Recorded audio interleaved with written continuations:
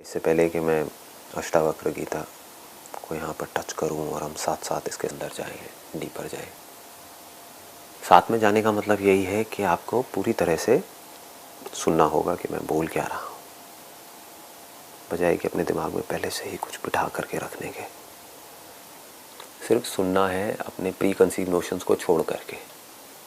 Notions क्या है? किसी के दिमाग में बैठा हुआ है कि मुझे तो ये बातें समझ ही नहीं आती हैं, मेरे बस का नहीं है। ये क्या है? नोशन है। किसी को है कि हाँ मुझे तो समझ आ गया है, मैंने बहुतों को सुना है, बहुत ये पढ़ा है, मुझे समझ आ गया है। क्या है? दोनों ही फंसे पड़े हैं। It is about seeing things as it is. आराम से रुक करके, टिक करके, बैठ करके सुनना भी देखना ही है। कि अगर आप सुनोगे अपना सब कुछ छोड़ छाड़ के, मतलब पूरी तरह से खाली हो करके, तो आप भी वो देख लोगे जो मैं देख रहा हूँ। फिर आप जज कर सकते हो कि जो मैं देख रहा हूँ वो सच है मेरे लिए भी और आपके लिए भी, या मेरे लिए तो है, आपके लिए नहीं है।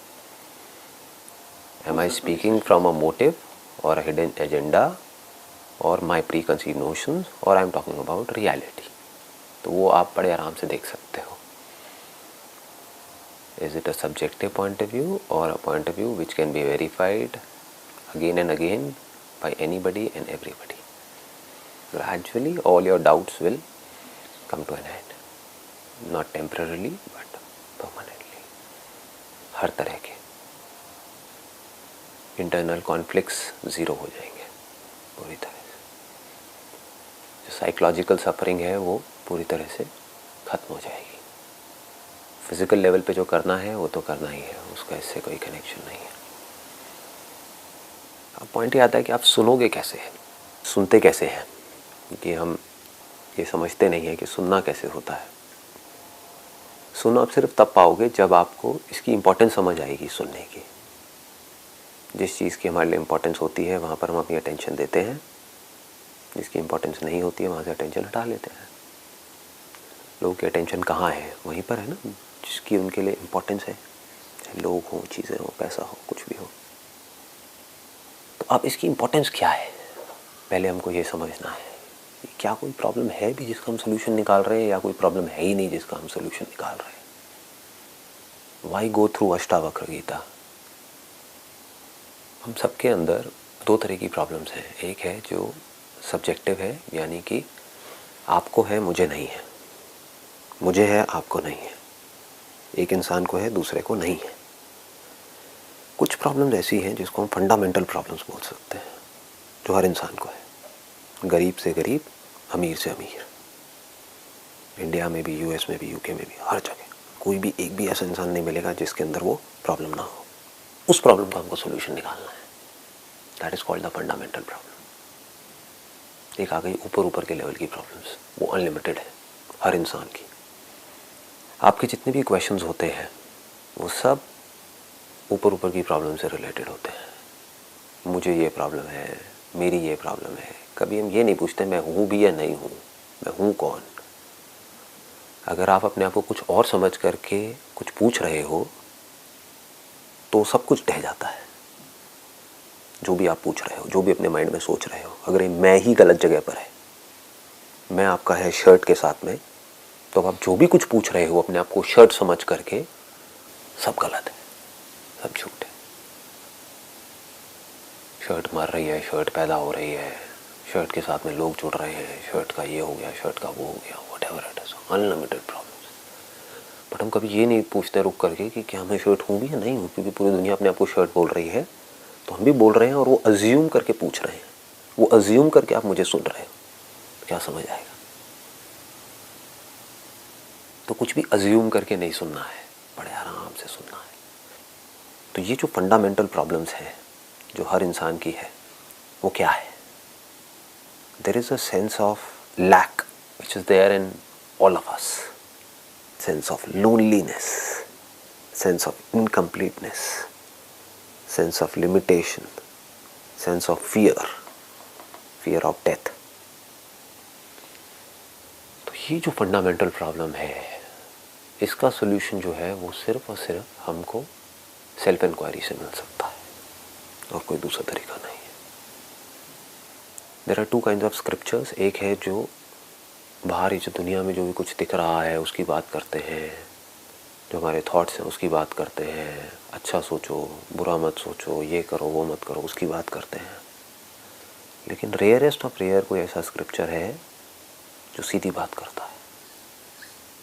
सीधी बात में और घुमा करके बात करने में क्या फ़र्क है? एक है मैं आपको एक्सप्लेन कर रहा हूँ, आपने आकर के पूछा कि मेरी ये प्रॉब्लम्स हैं, आई एम रेस्टलेस। रेस्टलेसनेस किसी एक आदमी की प्रॉब्लम है या पूरी ह्यूमैनिटी की प्रॉब्लम है? पूरी ह्यूमैनिटी की। तो दो तरह के स्क्रिप्चर्स हैं। एक है वो इस रेस्टलेसनेस से आपको ये बताते हैं कि how can you escape out of this restlessness for some time, कि आप ये कर लो तो कुछ देर के लिए आपको पीस ऑफ माइंड मिल जाएगा, ये कर लो तो ये हो जाएगा, वो कर लो तो वो हो जाएगा। ये जो स्क्रिप्चर में लिखा हुआ है इसको प्रैक्टिस करो, इसको फॉलो करो, अपने डिज़ायर्स को कंट्रोल करो, अपने एंगर को कंट्रोल करो, अपनी ग्रीड को कंट्रोल करो, अपने अटैचमेंट्स को कम करो, अपनी एक्सपेक्टेशंस को कम करो। ये मेडिटेशन करते रहो तो एक दिन ऐसा आएगा when you will be enlightened. दूसरा रास्ता क्या है? जो सच है, जैसा है, चाहे आपको समझ आए या ना आए, बस उसके बारे में कहा जा रहा है, डिक्लेयर कर दिया गया है, ये सच है जो अष्टावक्र गीता में है। अब you need to rise to the occasion. अपने नोशंस को छोड़ करके सुनना है। जितने भी आपके प्री कंसीव्ड आइडियाज़ हैं, नोशंस हैं, थॉट्स हैं, सबको छोड़ करके एज इट इज़ देखना है, देखते रहना है, देखते रहना है, देखते रहना है, सुनते रहना है, सुनते रहना है। क्या होगा? वो जो सच है वो हमारे अंदर उतर जाएगा। जो अर्ज है हम सबके अंदर, सीकिंग फॉर हैप्पीनेस, ये किसी एक के अंदर है या सबके अंदर है? सबके अंदर है, हर इंसान में है। The seeking of happiness comes to an end in knowing the truth, because I am happiness. I don't have to seek it. Seeking of the truth comes to an end in understanding that I am the truth. मैं जो इधर उधर भाग रहा हूँ, जिसको restlessness बोलते हैं, एक सेकंड के लिए भी ये जो माइंड है वो टिक नहीं रहा है, बॉडी टिक नहीं रही है। वो क्यों है? क्योंकि मुझे लगता है कि मुझे कहीं जाना है, मुझे कहीं पहुँचना है, मुझे कुछ करना है, मुझे कुछ बनना है। वो सामने जो बंदा बैठा है वो कुछ बन गया है, तो मुझे भी उसके जैसा बनना है। सब कुछ ना कुछ कर रहे हैं अपनी इस रेस्टलेसनेस को ख़त्म करने के लिए, अपनी इस रेस्टलेसनेस को भूल जाने के लिए। उनका ये करना ही प्रॉब्लम है। जैसे हमें समझ आ जाता है कि आई एम कंप्लीट, रेस्टलेसनेस खत्म। सारी प्रॉब्लम की जड़ क्या है कि हम कभी क्वेश्चन नहीं करते, हम अपने अंदर ही अंदर और बाहर ही बाहर भाग क्यों रहे हैं, हम स्ट्रगल कर क्यों रहे हैं। सब भाग रहे हैं तो हम भी भागते रहते हैं। अब सब अलग अलग डायरेक्शन में भाग रहे हैं, सब एक ही डायरेक्शन में तो नहीं भाग रहे हैं। किसी को कुछ चाहिए, किसी को कुछ, किसी को, तो उसमें से किसी एक को हम अपना आइडल बना लेते हैं और हम उस डायरेक्शन में भागने लग जाते हैं। वहाँ पहुँचते हैं, वहाँ जा कर के देखते हैं यहाँ पर भी कुछ नहीं है। फिर हमें कोई और नज़र आता है, फिर कहीं और अट्रैक्ट हो जाते हैं, फिर कहीं और भागते रहते हैं। उसके लिए इधर से उधर पहुंचने के लिए हमको बहुत स्ट्रगल भी करनी पड़ेगी, पता नहीं क्या क्या करना पड़ेगा, बीच में किन किन लोगों से लड़ना पड़ेगा, बीच में किस किस तरह की प्रॉब्लम्स आएंगी, तब जा कर के वहाँ तक पहुँचेंगे। रास्ता बनाना पड़ेगा, रास्ते में जो लोग हैं उनको कुचलना भी पड़ेगा, लड़ना भी पड़ेगा, बहुत कुछ करना पड़ेगा, तब जाके आप वहाँ पहुँचोगे। और वहाँ पहुँच करके भी देखोगे कुछ भी नहीं है। ये लाइफ है। तो इस सबका सोल्यूशन क्या है कि आप जहाँ पर हो वहीं पर टिक करके बैठे हुए हो, और कोई बंदा आकर के आपको ये बोल रहा है कुछ करने की ज़रूरत ही नहीं है। अभी आपकी प्रॉब्लम क्या है? आपको लग रहा है कि मुझे कहीं पहुँचना है, मुझे एनलाइटन होना है। What do you mean by enlightenment? आपकी सबकी डेफिनेशन अलग अलग है। अपने माइंड में कोई प्री कंसीव नोशंस बनाए हुए हैं कि जब ये हो जाएगा तो मैं एनलाइटन हो जाऊँगा, लाइट दिख जाएगी तो मैं हो जाऊँगा। आपको लाइट भी दिख जाएगी तब मैं आकर के बोलूँगा ये तो कुछ नहीं है, बकवास है। कोई और आकर के बोलेगा ये इससे कुछ नहीं होने वाला, अब ये भी है, चल बेटा ये भी कर। तो ये रेस्टलेसनेस कैसे ख़त्म होगी? कोई बंदा है जो आपको आकर के बोल रहा है कुछ करने की ज़रूरत नहीं है, आराम से टिक करके बैठो और सुनो कि मैं क्या कह रहा हूँ। आप जहाँ पहुँचना चाहते हो वहाँ ऑलरेडी हो।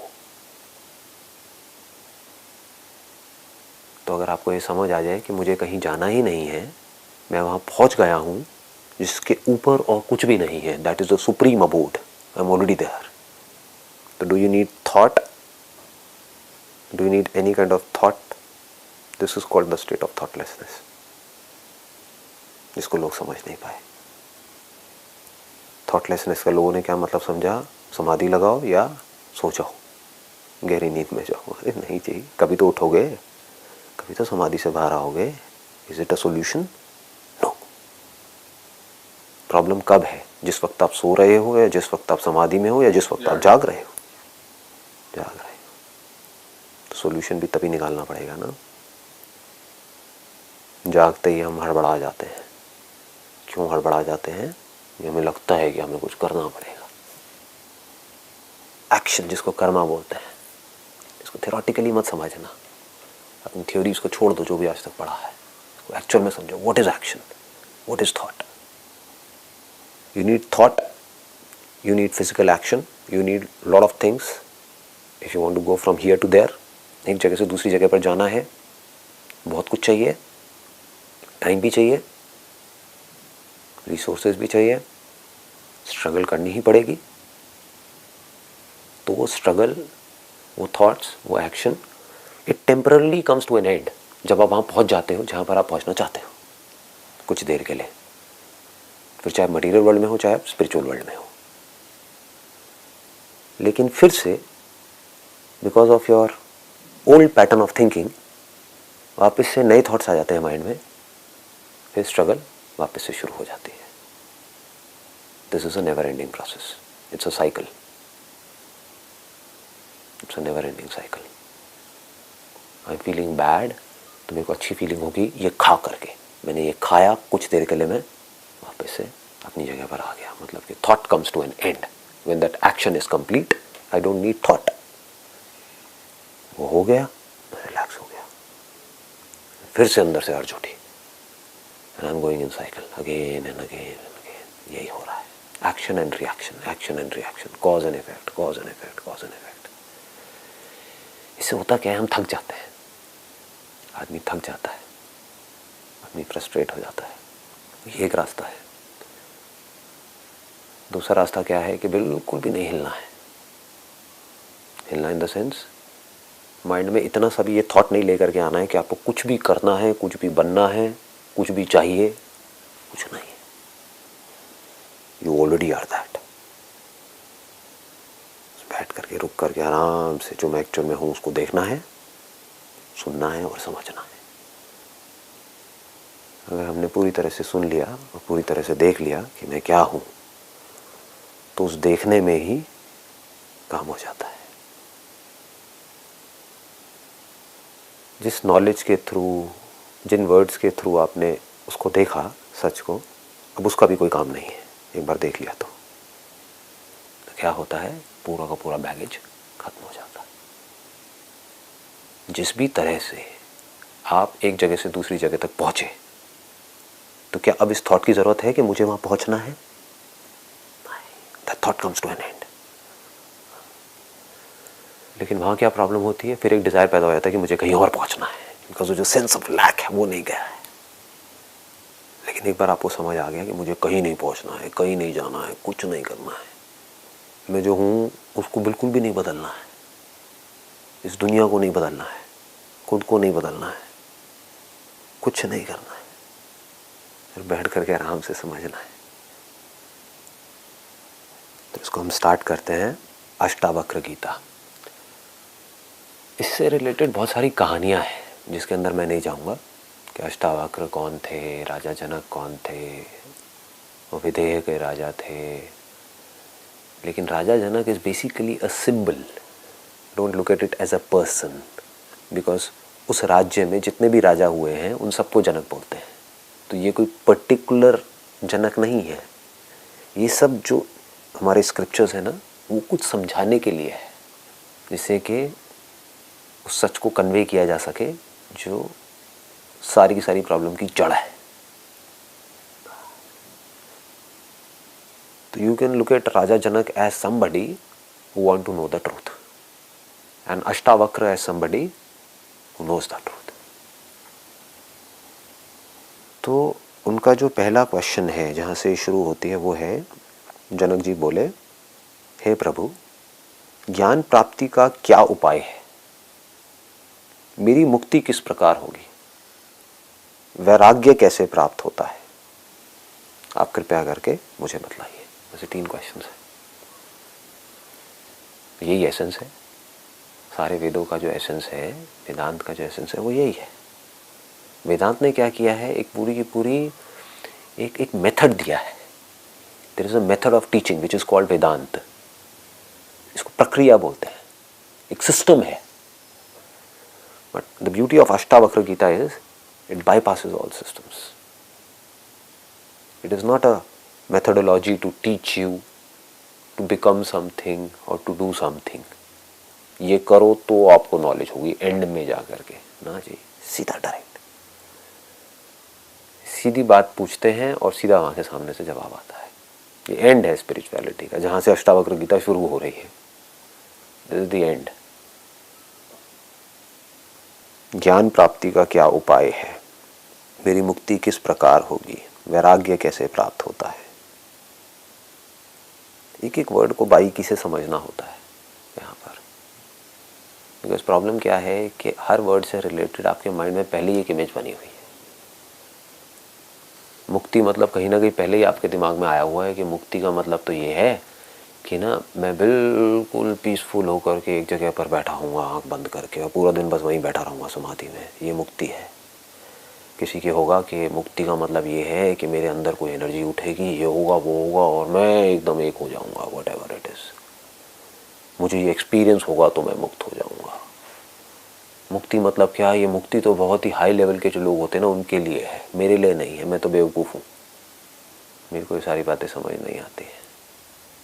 मैं मुक्त नहीं हो सकता, मैं मुक्त नहीं हो सकती।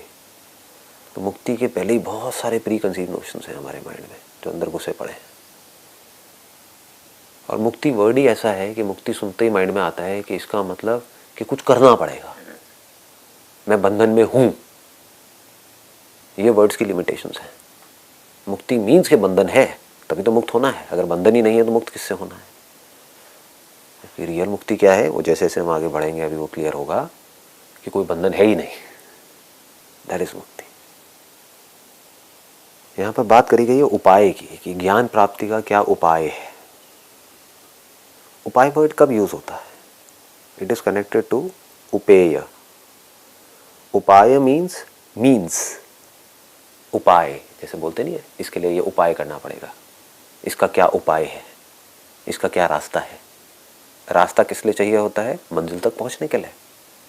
सो upaya is connected to upeya. Upeya means the ultimate goal, the purpose.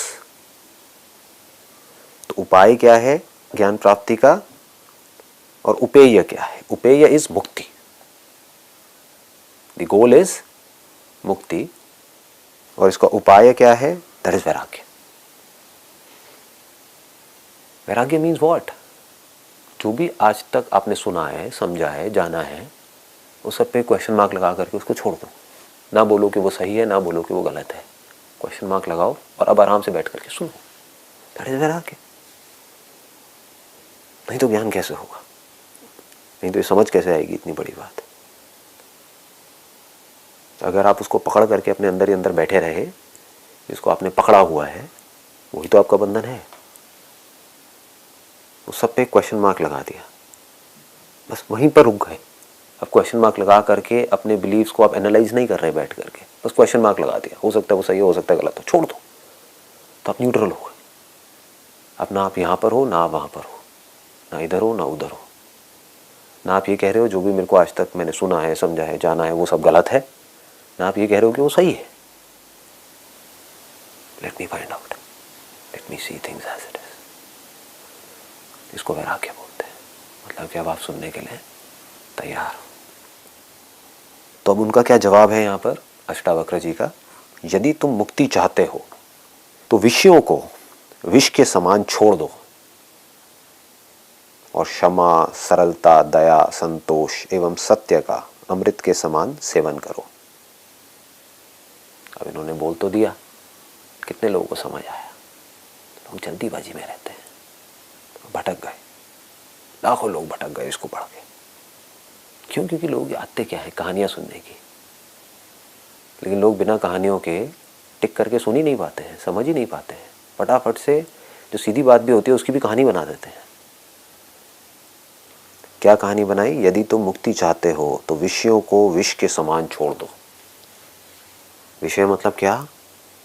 जितने भी सेंस ऑब्जेक्ट्स हैं, हमारे 5 सेंसेस हैं, उनके कॉरस्पॉन्डिंग 5 सेंस ऑब्जेक्ट्स हैं, उसके जितने भी इम्प्रेशंस हैं हमारे माइंड में, जिसको मेमोरी बोलते हैं, वो सब विषय है, वो सब विष के समान है। उसको छोड़ दो। तो इसका मतलब लोगों ने क्या निकाला? फटाफट से लाइन सुनते ही, क्योंकि आदत कहानियों की पड़ी हुई है, तो एक कहानी माइंड में बन गई, सब छोड़ दो, सब छोड़ दो, सब छोड़ दो। क्या हुआ ऐसे लोगों के साथ में? वो बन गए धोबी के कुत्ते, ना घर के ना घाट के। सब छोड़ तो दिया, मिला कुछ भी नहीं, और उनको लग रहा है कि मैंने सब कुछ छोड़ दिया। कहाँ छोड़ा? विषय तो सब कुछ ही है। फिर तो खाना भी छोड़ो, पानी भी पीना छोड़ो, देखना भी छोड़ो, सूंघना भी छोड़ो, ये जो फील होता है ठंडा गर्म उसको भी छोड़ दो। छोड़ो, अगर छोड़ने का कोई तरीका है तो। लोगों को छोड़ दिया, लोगों ने अपने घर बार छोड़ दिया, बच्चों को छोड़ दिया, भोले वाले बच्चे को, उसको क्यों छोड़ना है? उसने क्या गलती करी है? कौन रखेगा उसका ध्यान? सब छोड़ दो, सब छोड़ दो, सब छोड़ दो। ये छोड़ने वाला कौन है? उसको क्यों नहीं देखते? उसको क्यों नहीं छोड़ते? छोड़ने वाले को नहीं छोड़ा, यानी कि मैं उसको पकड़ के रखा हुआ है और बाहर चीज़ों को छोड़ने की बात कर रहे हैं। इसको बोलते हैं भटके हुए लोग। इसको बड़े आराम से समझना होगा, कोई जल्दी नहीं है, बड़े आराम से, स्टेप बाय स्टेप, बिल्कुल पीसफुली। इसका मतलब क्या है? यदि तुम मुक्ति चाहते हो तो विषयों को विष के समान छोड़ दो। इस लाइन का मतलब क्या है? कोई भी दवाई है वो जहर के जैसी नहीं है। तो अगर आपको बीमारी है तो उसमें दवाई लेने में कोई बुराई है? औषधि में कोई बुराई है? नहीं। तो विष को विष के समान छोड़ने का मतलब ये है कि जो विष की सही जगह है उसको वहीं तक रखो, ना ज्यादा ना कम। तो आपने छोड़ दिया। बीमार हो और आपने दवाई को छोड़ दिया तो मर जाओगे। मर जाओगे तो आपको ज्ञान कैसे होगा? ज्ञान किसको होगा? दवाई चाहिए थोड़ी सी, खाली बहुत ज़्यादा, तो भी मर जाओगे। तो जो ज़्यादा और कम है एक्सट्रीम है। एक्सट्रीम में खाना या बिल्कुल ही ना खाना, इसको छोड़ने की बात की जा रही है। ज़्यादा पानी पियोगे तो भी गलत है, नहीं पियोगे तो भी गलत है। In one word, moderation. Her cheese limit में करनी है। अगर आप लिमिट में कर पा रहे हो तो आपसे बड़ा तपस्वी और कोई नहीं है। यही सबसे बड़ी तपस्या है। तो जो बंदा लिमिट में सब कुछ कर रहा होगा, अब वो पीसफुल है, अब वो सुनने के लिए तैयार है। जो भूखा होगा और बैठ करके सुन रहा होगा अष्टावक्र जी को, वो नहीं सुन पाएगा। उसका ध्यान अपनी भूख की तरफ होगा। जिसने बहुत ज़्यादा खाया होगा वो भी नहीं सुन पाएगा, सो रहा होगा। लेकिन जिसने लिमिट में खाया होगा, ना ज़्यादा ना कम, कोई दिक्कत ही नहीं है। खाने की वजह से प्लेजर होता है, क्या उस प्लेजर को छोड़ सकते हैं हम? क्या वो प्लेजर बुरा है? क्या बुरा है? अच्छा है। उसी की वजह से तो आप खा रहे हो। अगर खाने में बिल्कुल भी प्लेजर नहीं होता, पेन होता, तो हम खाते क्या? मर जाते हैं। तो प्लेजर को भी नहीं छोड़ना, खाने को भी नहीं छोड़ना, लोगों को भी नहीं छोड़ना, कुछ भी नहीं छोड़ना। जिस चीज़ की जितनी इंपॉर्टेंस है उसको उतनी ही इंपॉर्टेंस देनी है। लाइफ में शांति से आगे बढ़ना है। You can call it the middle path, call it a balance life. एक आपने क्या छोड़ा? आपने एक्सट्रीम में चीज़ों को करना छोड़ा, उसको छोड़ना बोलते हैं।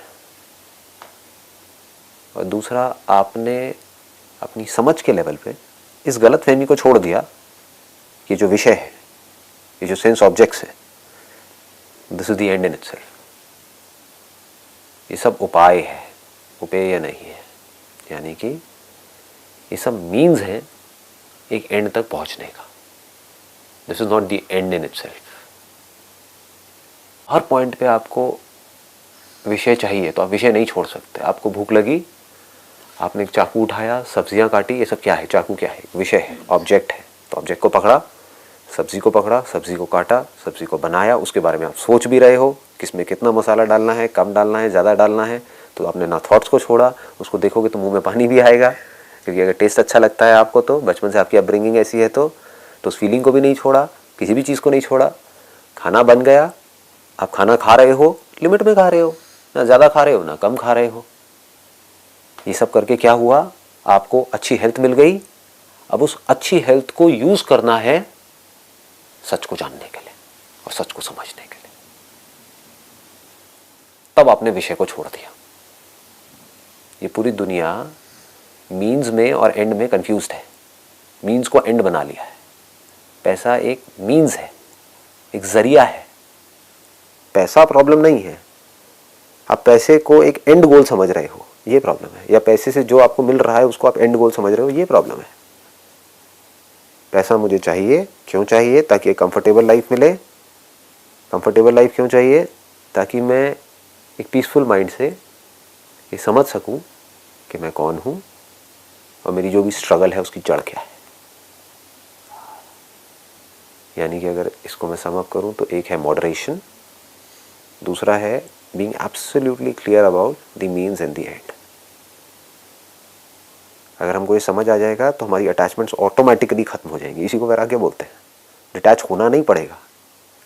जैसे गाड़ी में पेट्रोल, अगर हमको समझ आ जाए कि जो भी कुछ है इस दुनिया में वो बिल्कुल गाड़ी में पेट्रोल के जैसा है। I am on a journey for understanding the self. उसके लिए जो भी कुछ है सब गाड़ी में पेट्रोल के जैसा है, तो मेरी पेट्रोल से अटैचमेंट नहीं है। इसको वैराग्य बोलते हैं। इसका जो अगला पार्ट है उसको हम कल टच करेंगे।